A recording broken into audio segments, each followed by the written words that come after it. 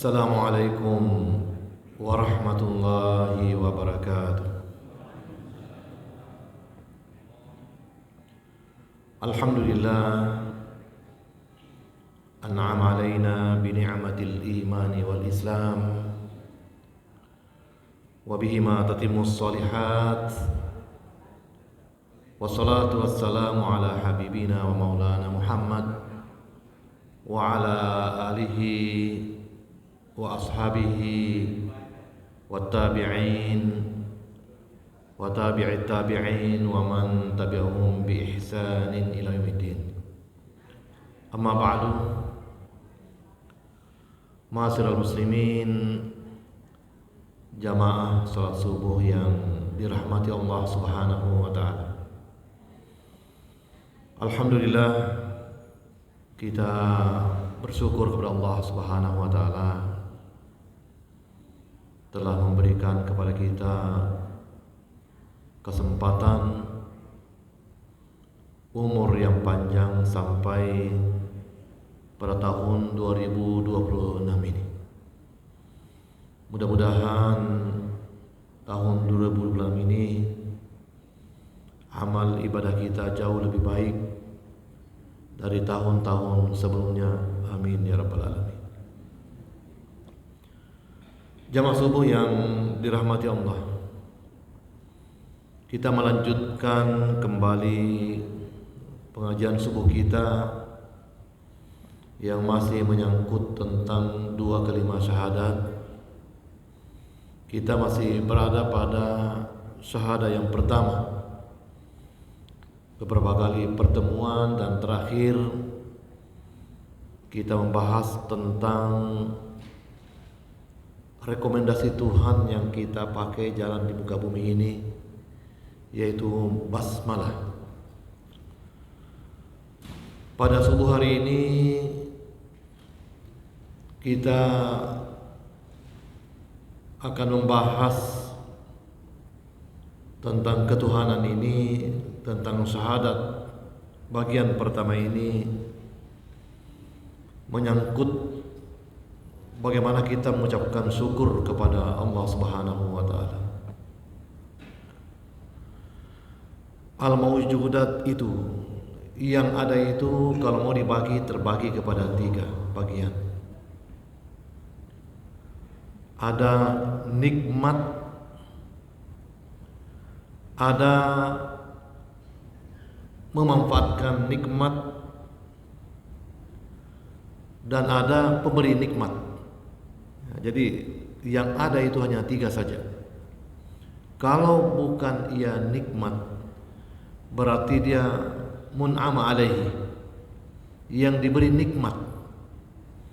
Kalau bukan nikmat, bukan mun'ama alaihi, maka dia adalah mun'im, pemberi nikmat.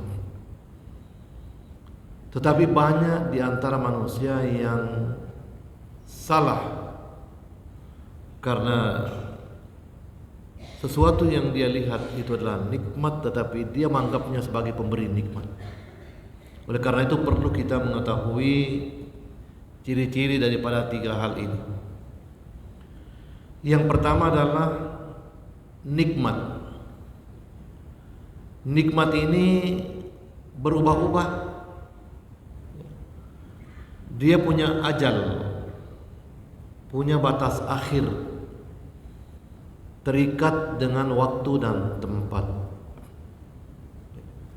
Mungkin saja di pagi hari dia baik, tapi di sore hari dia sudah lenyap. Oleh karena itu mutagayyirat, jadi nikmat itu berubah-ubah.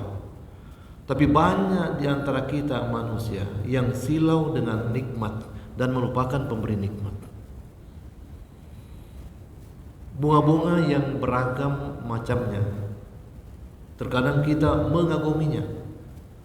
Betapa indahnya bunga kembang matahari, betapa indahnya banyak kembang batik atau puring yang bermacam-macam warnanya.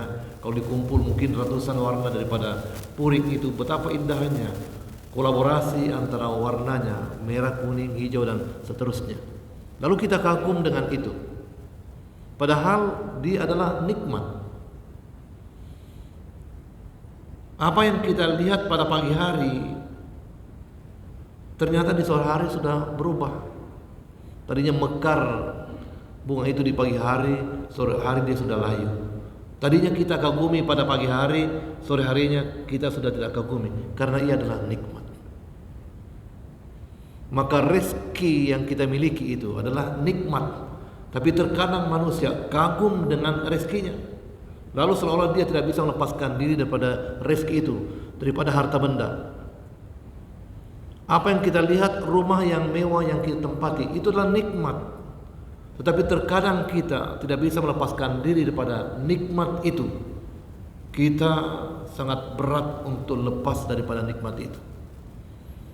Ketika kita diuji oleh Allah Subhanahu wa taala, dicabut oleh Allah nikmat itu, terkadang manusia susah untuk move on daripada apa yang menimpanya. Punya rumah yang besar, tiba-tiba rumah itu lenyap. Karena memang dia mutagayyirat. Hari ini ada rumah kita, boleh jadi besok kita tidak punya rumah. Hari ini ada mobil kita, itu nikmat.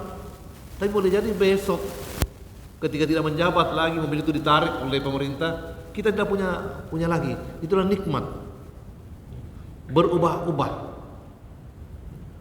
Jabatan itu adalah nikmat, tapi terkadang sebagian di antara manusia mengaguminya seolah itu yang dipertuhankan, padahal itulah nikmat. Jadi nikmat itu tidak kekal. Oleh karena itu, kalau manusia menyandarkan dirinya kepada nikmat, maka pada terakhirnya dia akan kecewa dan bersedih. Padahal nikmat itu mutagayyirat. Nikmat itu berubah dari waktu ke waktu, karena ia terikat dengan waktu dan tempat. Oleh karena itu, terkadang kita kagum terhadap nikmat, tetapi kita lupa terhadap pemberi nikmat. Kita kagum tadi dengan bunga-bunga yang berbagai macam warnanya, tapi lupa bahwa sebenarnya yang berikan warna terhadap bunga-bunga itu adalah pemberi nikmat, yaitu Allah Subhanahu wa taala. Terkadang kita kagum dengan harta benda kita, tapi kita lupa dengan pemberi harta benda itu, yaitu Allah Subhanahu wa taala.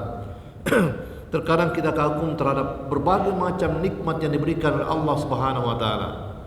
Laki-laki kagum dengan kekuatannya, perempuan kagum dengan kecantikannya, padahal itulah nikmat mutagayyirat. Hari ini cantik, mungkin 50 tahun ke depan sudah keriput. Itu mutagayyirat, itu adalah nikmat. Hari ini kita kuat untuk melakukan apa saja. Anak muda mungkin main bola tidak pernah merasa capek, tapi itu nikmat mutagayyirat. Ketika dia berumur 45 tahun, 50 tahun, sudah mulai kena asam urat dan sebagainya, maka berubahlah nikmat itu. Yang kedua adalah mun'ama alaihi, yang memanfaatkan nikmat. Tapi terkadang kita manusia juga lupa bahwa sebenarnya apa yang kita pertuhankan, apa yang kita agungkan itu sama seperti kita. Karena kita manusia ini adalah makhluk yang memanfaatkan nikmat itu dari Allah Subhanahu wa taala. Tetapi terkadang manusia lupa dengan itu, bahkan justru dia mempertuhankan sesuatu yang sebenarnya dia juga adalah memanfaatkan nikmat daripada Allah Subhanahu wa taala. Maka ada orang menyembah sapi, ya, dipertuhankan sapi. Padahal sapi pun juga adalah mendapatkan nikmat daripada Allah Subhanahu wa taala. Ada orang yang mempertuhankan matahari dan bulan, padahal matahari dan bulan adalah salah satu di antara tanda-tanda kebesaran Allah Subhanahu wa taala. Ada orang mempertuhankan sungai, padahal sungai hanya salah satu di antara nikmat ataupun dia memanfaatkan nikmat. Ada orang yang mempertuhankan jin, padahal jin pun juga adalah makhluk yang mendapatkan nikmat. Ada di antara manusia yang mempertuhankan malaikat, padahal malaikat juga adalah makhluk yang mendapatkan nikmat daripada Allah Subhanahu wa taala. Ciri nikmat dan memanfaatkan nikmat terikat dengan waktu dan ruang. maka nikmat itu terikat dengan waktu dan ruang. Yang memanfaatkan nikmat juga terikat dengan waktu dan ruang. Dan waktu dan ruang itu berbeda-beda untuk setiap makhluk. Tidak sama semua. Kita di bumi ini, Bapak dan Ibu, waktu kita beda dengan makhluk yang lain. Kita di bumi ini terikat dengan waktu dan ruang 24 jam dengan tempat yang kita ada. Tidak bisa kita berpindah dari tempat ke tempat yang lain. Lalu Tuhan kemudian memberitahu kepada kita, khusus kita di bumi ini, bahwa untuk menghitung waktu itu menggunakan matahari dan bulan, supaya kita bisa melihat kita umur kita sudah berapa, ya. Menggunakan matahari dan bulan. Walladzi ja'ala asy-syamsa diya'a wal qamara nura wa qaddarahu manazila lita'lamu adada as-sinina wal hisab. Khusus untuk kita di bumi ini manusia, bahwa Allah Subhanahu wa taala menciptakan matahari yang bersinar dan bulan bercahaya, dan Dia telah menentukan takdirnya planet-planet itu tidak akan berpindah dari tempatnya ke tempat yang lain. Dia berputar sesuai dengan rotasinya. Untuk apa matahari dan bulan? Lita'lamu adada sinina wal hisab, supaya kita yang bernama manusia ini, yang menempati bumi ini, bisa menghitung waktu kita, bahwa sudah berapa tahun umurnya. Dia sudah lebih dekat dengan alam barzakh berbanding dengan alam dunia. Jadi menghitung waktu, kita diberitahu oleh Tuhan untuk menghitung waktu kita di bumi ini menggunakan matahari dan bulan. Oleh karena itu tidak boleh kita membeda-bedakan sebenarnya antara perhitungan waktu matahari dan bulan. Penggunaan, kan ini berkaitan dengan tahun baru juga. Perhitungan matahari itu, Bapak dan Ibu, beda dengan perhitungan bulan. Penggunaan waktu yang tidak terpisah dengan waktu dan ruang sebagai nikmat maupun penerima nikmat, itu kita menghitungnya diajarkan oleh Tuhan menggunakan matahari dan bulan. Oleh karena itu, di ayat yang lain Allah Subhanahu wa taala mengajarkan kepada kita untuk menghitung waktu kita. Walabithu fi kahfihim, dan ashabul kahfi itu tidur di dalam gua. Walabithu fi kahfihim salasami'atin sinina wasdadu tis'a. Ashabul kahfi itu tidur di dalam gua 300 tahun tambah 9 tahun. Jadi Al-Quran tidak menyebutkannya Ashabul Kahfi tidur dalam gua 309 tahun, tapi mengatakan 300 tahun tambah 9 tahun. Mungkin kalau kita mendengarkan lah berbelit-belit juga ini Al-Quran, kenapa tidak langsung saja mengatakan 309 tahun? Untuk mengajarkan kepada kita bahwa kalau menghitung waktumu di dunia ini, pergunakanlah matahari dengan bulan. Kalau menghitung waktu kita sebagai makhluk menggunakan matahari, maka Ashabul Kahfi itu tidur 300 tahun saja di dalam gua. Tapi kalau menggunakan perhitungan bulan Qamariyah, maka tambah 9 tahun menjadi 309 tahun. Karena selisih antara perhitungan matahari dengan bulan dalam setiap tahunnya itu rata-rata 11 hari. Ya, rata-rata 11 hari. Jadi tahun ini misalnya kita lebaran, nanti ditambah lagi lebih maju lagi ke depan 11 hari untuk tahun berikutnya. Jadi 11 kali 300 tahun itu sama dengan 9 tahun. Oleh karena itu, walabithu fi kahfin salasami'atin sinina wasdadu tis'a. Ashabul Kahfi tidur dalam gua 300 tahun perhitungan matahari atau bulan-bulan syamsiah. Maka kalau mau menghitung waktu Qamariyah tambah 9 tahun. Jadi Nabi kita Muhammad SAW meninggal umur 63 tahun. Itu Qamariyah. Berarti bulan syamsiahnya hanya sekitar 60 tahun. Jadi kalau kita ini sudah berumur misalnya 60 tahun, Sesungguhnya kita sudah berumur 63 tahun secara kamariahnya. Ya. Jadi jangan katakan bahwa umur saya sudah 63 tahun sama dengan umurnya baginda Rasulullah SAW. Sebenarnya sudah melewati 3 tahun. Karena perhitungan kamariah dengan samsiah tersebut. Dan panjang sejarahnya perubahan-perubahan waktu ini. Dan jadi kita manusia ini, karena kita berada di dunia, itulah waktu kita 24 jam. Tapi jangan pernah kita berpikir bahwa seluruh makhluk itu waktunya 24 jam. Tergantung daripada di mana dia berada, di mana dia tempatnya. Maka di planet yang lebih kecil mungkin waktunya lebih singkat bagi makhluk. Tapi di tempat yang lebih luas, bukan lagi ukurannya matahari dan bulan, tetapi mungkin ukuran yang lain, sehingga di tempat-tempat yang lain itu jauh lebih panjang dengan waktu kita di dunia yang hanya 24 jam saja.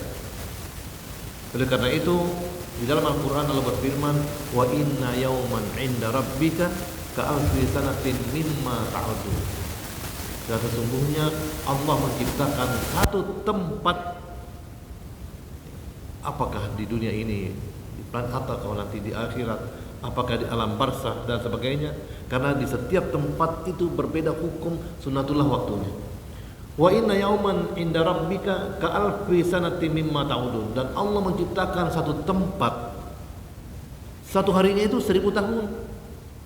Jadi apa artinya kita hidup 70 tahun berbanding dengan di tempat yang lain, yang satu harinya itu adalah 1000 tahun.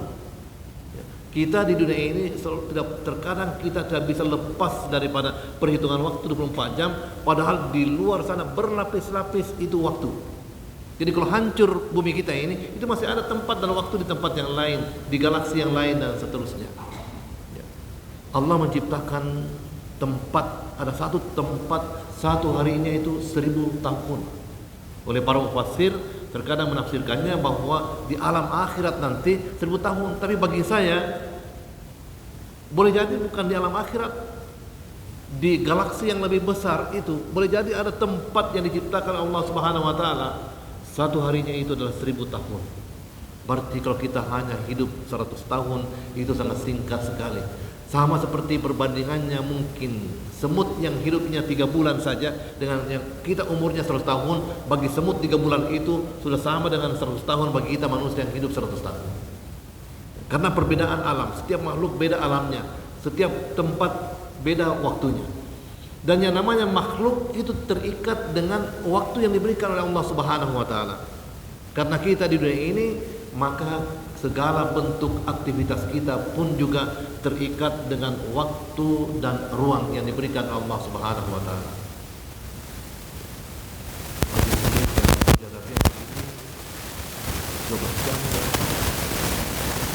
Menggunakan waktu, menggunakan tempat, menggunakan waktu tonggo dan sebagainya. Terikat dengan waktu kita. Tapi jangan pernah makhluk yang lain dibawa-bawa masuk kepada alam kita, kepada tempat dan waktu kita. Jangan pernah membawa malaikat dan jin masuk ke alam kita sama seperti kita, karena dia beda interaksinya dengan waktu dan ruang yang dipakai oleh mereka.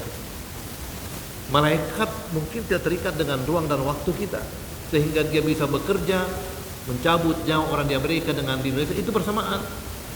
Jangan berpikir bahwa malaikat itu menggunakan ruang dan waktu kita. Tidak, dia berada di luar ruang dan waktu kita. Maka boleh jadi dia lebih cepat daripada waktu dan ruang yang kita gunakan.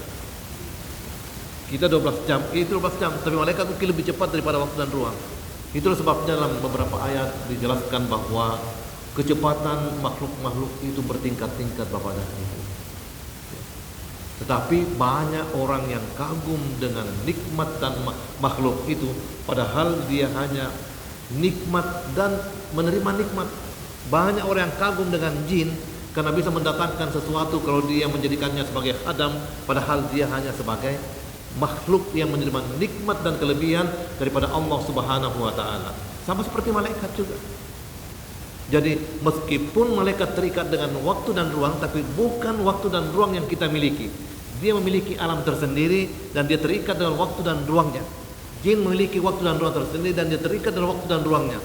Kita manusia memiliki waktu dan ruang, dan kita terikat dengan waktu dan ruang kita. Tapi Allah Subhanahu wa taala, Allah lah yang menciptakan waktu dan ruang.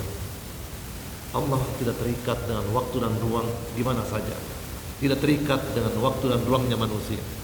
Tidak terikat dengan waktu dan ruangnya jin. Tidak terikat dengan waktu dan ruangnya malaikat. Dan Allah Subhanahu wa taala pemberi nikmat. Oleh karena itu, yang berubah itu adalah nikmat dan yang memanfaatkan nikmat, sementara Allah Subhanahu wa taala tidak memiliki perubahan-perubahan. Jadi kalau kita menyandarkan diri kita kepada manusia, padahal manusia itu adalah juga menyediakan nikmat, maka banyak manusia yang kecewa dengan sesamanya manusia karena dia menyandarkan hidupnya pada manusia yang lain. Padahal manusia yang lain itu juga berubah-ubah, sebagaimana juga dengan nikmat yang berubah-ubah. Hari ini kita disenangi oleh pimpinan kita, besok lusa mungkin kita didepak dari tempat kita. Oleh karena itu, orang yang menyandarkan kehidupannya dengan atasannya, padahal dia adalah menerima nikmat daripada Tuhan, maka ada saat-saat tertentunya nanti dia akan kecewa dengan kehidupannya. Kalau kita menyandarkan diri kita kepada nikmat itu mengalami perubahan-perubahan, maka ada saatnya nanti kita akan kecewa dan tidak bisa move on daripada kehidupan kita, karena kita menyandarkan diri kepada sesuatu yang mutagayyirat, kepada sesuatu yang berubah.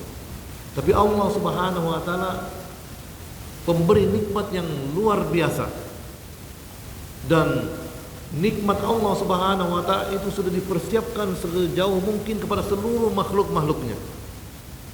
Coba lihat Bapak dan Ibu, kita manusia dimanapun kita berada itu sudah disiapkan oleh Allah Subhanahu wa taala nikmat yang sesuai dengan kehidupan kita. Kita berada di dalam rahim ibu kita. Seluruh nikmat yang diperlukan oleh manusia di dalam rahim ibunya itu sudah disiapkan oleh Allah Subhanahu wa taala. Dengan ruang yang sempit itu, tetapi kita tidak pernah merasa sempit. Kita tidak perlu untuk berusaha, tetapi rezeki yang mendatangi kita.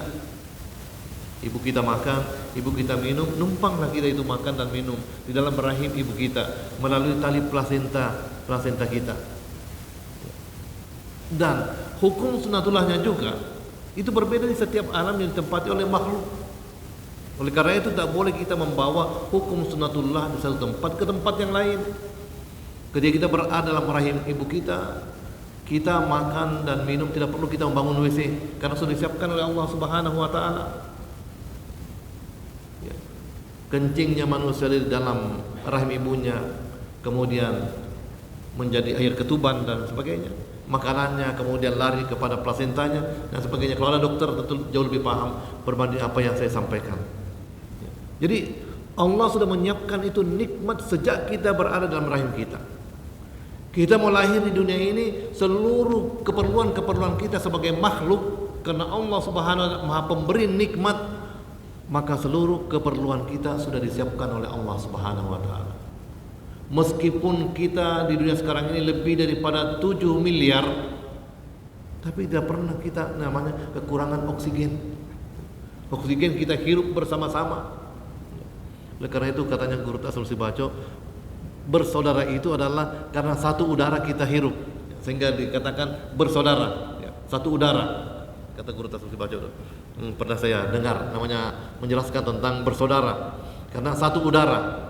Artinya Allah Subhanahu wa taala itu sudah menentukan takdirnya bahwa sebanyak apapun makhluk yang bernama manusia disiapkan, tambah dengan hewan-hewan, tidak pernah akan kurang itu oksigen yang kita perlukan. Kalaupun kadarnya berkurang, itu karena perbuatan kita. Tumbuh-tumbuhan, pepohonan sebagai penyumbang oksigen untuk kita, datang kita menebangi pohon-pohon dan sebagainya. Tidak rajin menanam pohon dekat rumahnya sehingga terasa panas karena oksigen berkurang. Ini karena perbuatan kita sendiri, tapi tidak pernah kurang. Coba lihat Bapak dan Ibu di waktu masa Covid bermacam-macam yang lalu itu, ada yang Covid itu yang habis semua oksigen di Jakarta. Dan itu mahalnya luar biasa, satu tabung oksigen. Banyak orang meninggal dari perjalanan Jakarta karena mau dibawa ke Bandung, mau dibawa ke daerah yang lain karena Jakarta sudah habis semua tabung-tabung dijual. Untung kita di Makassar tidak pernah kehabisan oksigen. Itu jadi oksigen saja yang disiapkan Allah, tidak pernah habis. Rezeki manusia yang 7 miliar itu tidak pernah habis, disiapkan lah. Tapi terkadang ada manusia yang serakah. Ya. Ada manusia yang serakah di antara kita. Rezeki itu sudah disiapkan untuk anak-anak kita, tapi dia pergi tambang lah, semeraut dan sebagainya, habis semua tidak kuras, nanti anak-anaknya menjadi miskin di belakang. Padahal sudah dipersiapkan oleh Allah subhanahu wa ta'ala, generasi ke generasi, ya, generasi. Tapi datanglah kita ini, yang generasi sekarang kita ini, kita habisi semua itu yang semestinya menjadi rezekinya nanti anak cucu kita di belakang hari, menambang sembarangan dan sebagainya, melebihi keperluannya dan seterusnya. Triliunan dia miliki sendiri, padahal sudah disiapkan berlapis-lapis itu sesuai dengan kadar dan ajal daripada alam semesta ini dan bumi kita ini. Jadi semakin percepat kita mengambil itu rezeki, berarti semakin kita percepat juga datangnya nanti hari kiamat, karena sudah habis semua apa yang sudah dipersiapkan oleh Allah Subhanahu wa taala. Jadi kita perlu dengan air, Allah sudah siapkan air tidak pernah habis.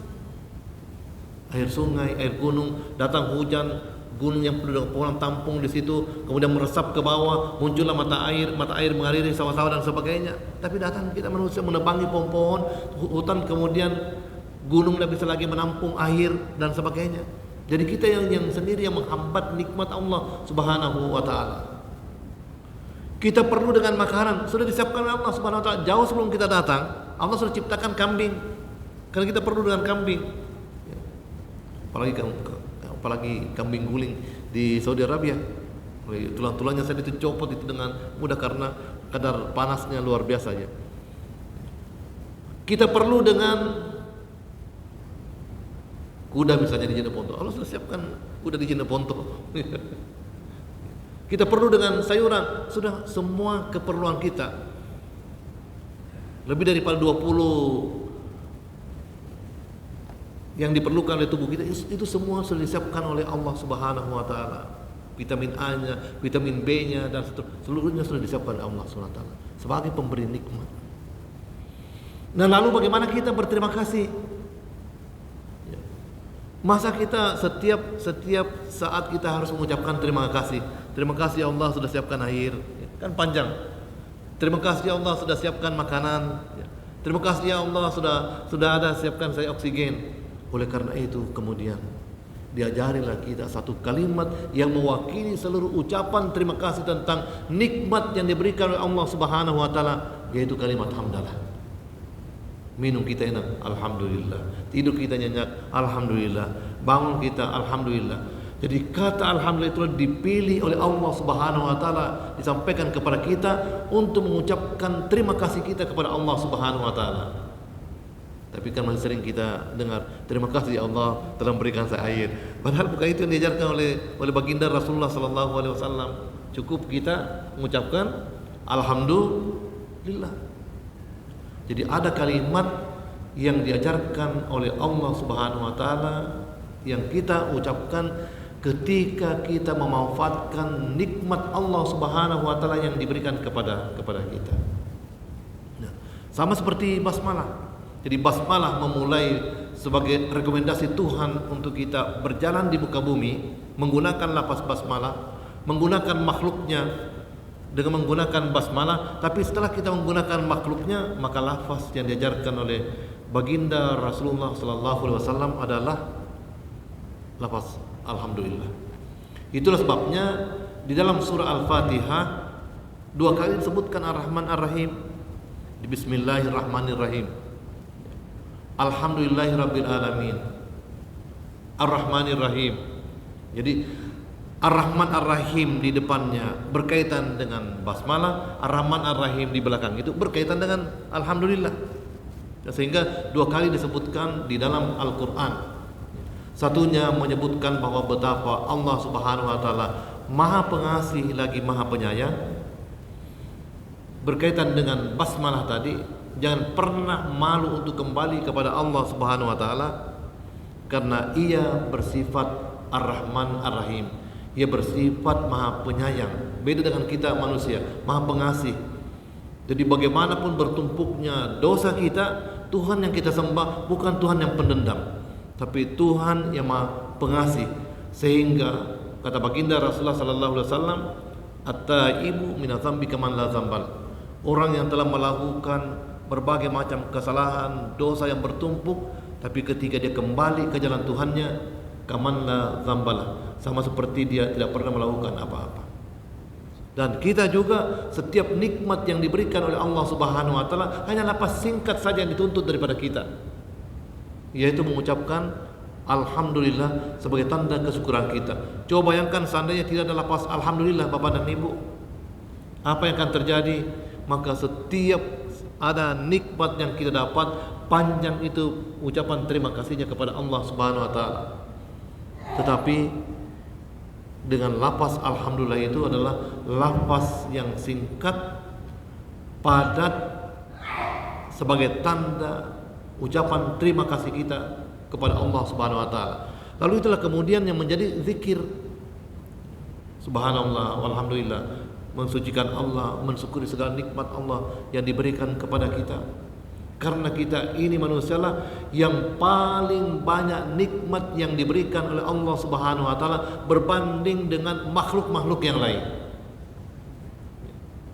Karena kita adalah manusia yang diberikan Allah hak ikhtiar full berbanding dengan yang lain. Karena yang diberikan hak ikhtiar itu oleh Tuhan kan hanya dua makhluk saja.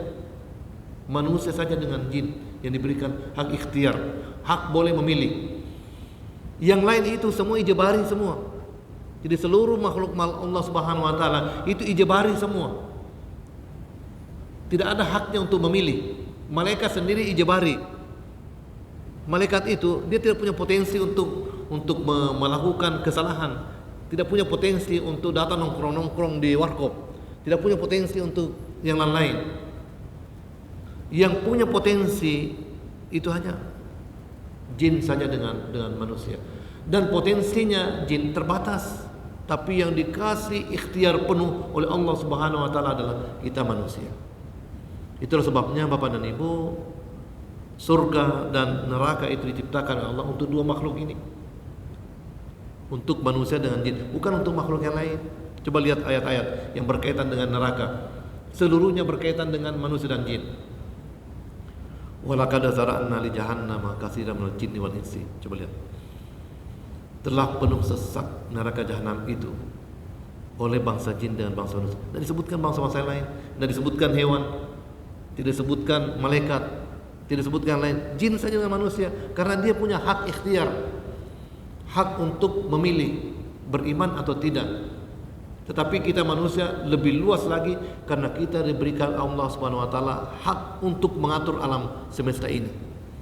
Sebagai khalifah Allah Subhanahu wa taala, ikhtiar kita sangat luas, apa saja kita bebas untuk melakukannya, tetapi pada ujungnya tetap akan dinilai oleh Allah Subhanahu wa taala. Oleh karena itu dalam kehidupan kita Bapak dan Ibu, kita harus membedakan tiga tadi ini. Jadi nikmat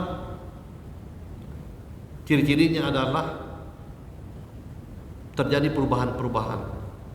Pagi berubah, sore nanti berubah, hari ini berubah, mungkin sebulan kemudian sudah berubah, setahun kemudian sudah berubah, 50 tahun kemudian sudah berubah. Ya. Rambut kita yang hitam itu nikmat, tapi bertahan 40 tahun kemudian sudah mulai putih.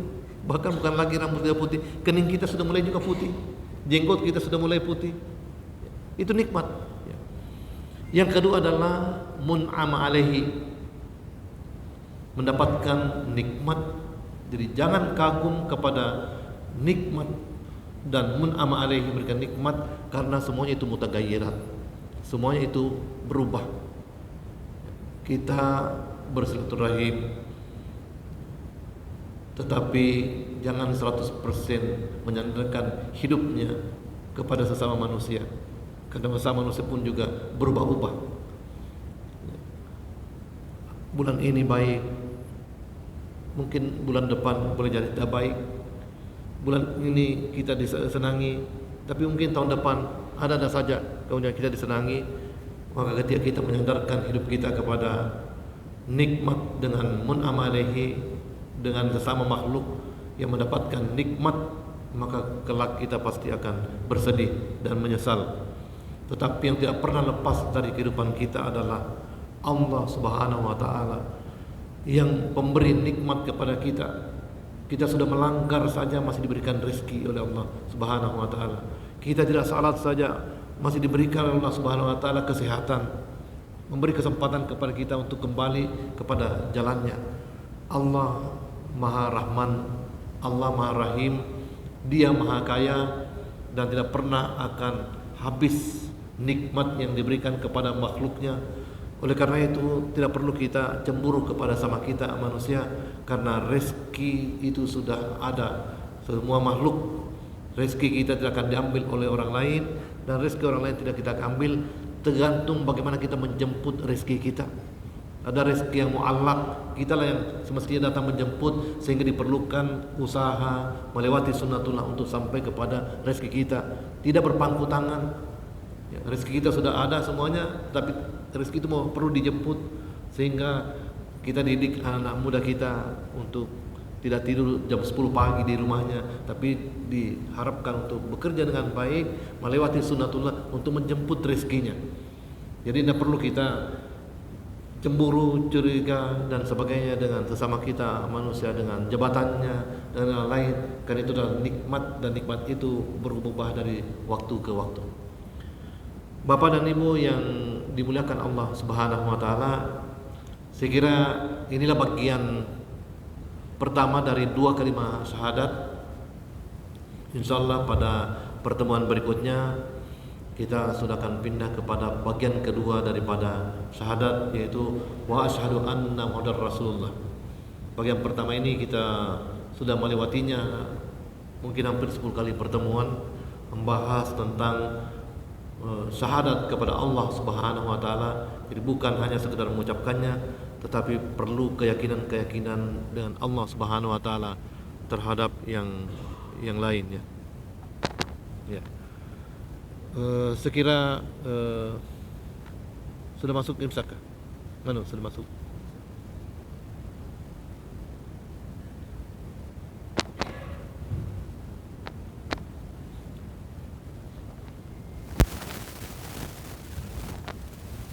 Jadi insyaallah pada pengajian berikutnya akan kita lanjutkan dengan